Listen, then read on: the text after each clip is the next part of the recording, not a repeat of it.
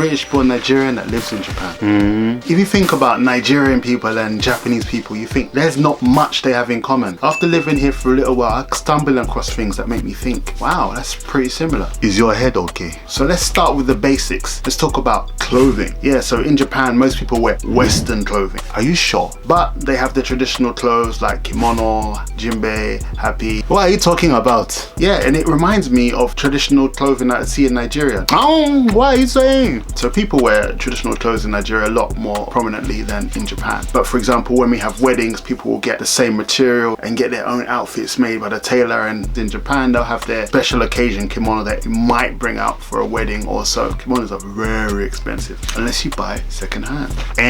The fit and the pattern and the motif strongly resemble each other, which is why collaborations like this are so successful. Let's talk about food. Yum. Oishi. Are you crazy? So in Japan, the common staple is rice. And people were really surprised when I said me from London, my staple food for me was rice also. That's because from Nigeria, many African countries, rice is a big staple. In fact, Nigeria is the largest producer of rice in Africa and 14th largest in the world. Japan is 12th, so it means we kind of make quite a lot, do you know what I mean? But what really blew my mind was mochi. Japanese mochi is a pounded rice cake, and it reminded me of ground rice from Nigeria, and obviously other countries have it too, don't hurt me. When I saw people making mochi in front of the shops, at the shop fronts in Japan, it reminded me of what I saw in the village in Nigeria when people are making ground rice and pounded jam, you know, pounding. It's the same thing. It's funny how cultures have the same thing. We usually have ground rice with like stews and meat, you know, okra, egusi and stuff like that. But in Japan, it's usually as a dessert and sweet. The consistency is a bit different, but it kind of is the same.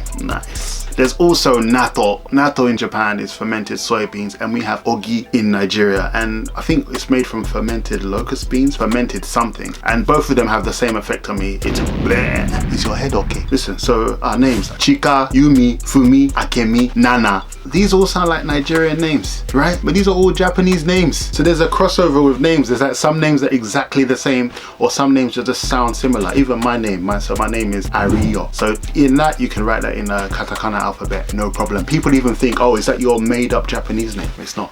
And there's like a real Japanese family name, which is Ariyoshi. And my mom's name and one of my brother's names, they're both words in Japanese. But like Akibono, you know, Akibono, I thought that was a Nigerian name. Some of these names sound like Igbo names too.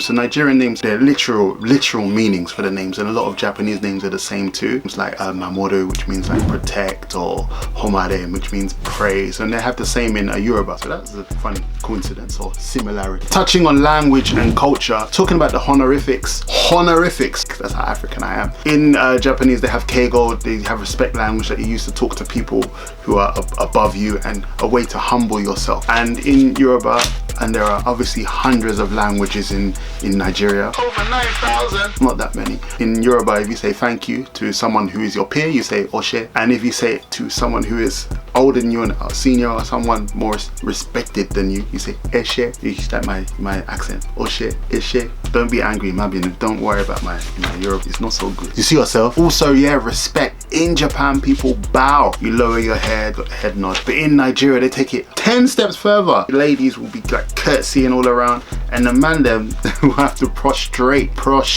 literally go down. It's like, are you doing push-ups? No, I'm showing respect. Face, belly to the ground. So that is a level of respect people are showing. In Yoruba culture, it's like, how low can you go? Respecto. And last on my list, which gets a bit weird, it's a bit cryptic, the capital of the Benin Empire, home of the Benin bronzes, home of the most sophisticated city built with ancient mathematical techniques that the colonizers didn't even know about. The actual real Wakanda. Yes, located in now what we would call southern Nigeria. The capital city's name is Edo, and the capital of Japan is Tokyo, but its previous name was also Edo. And I was always saying that to people, and they're like, wow, that's quite a similarity. It could be a pub quiz question. Anyway, yeah, are there anything else that you think is similar between your country and Japan? What did you think was interesting? Did you think any of it was interesting? All right, check out another video and take care. Odabo.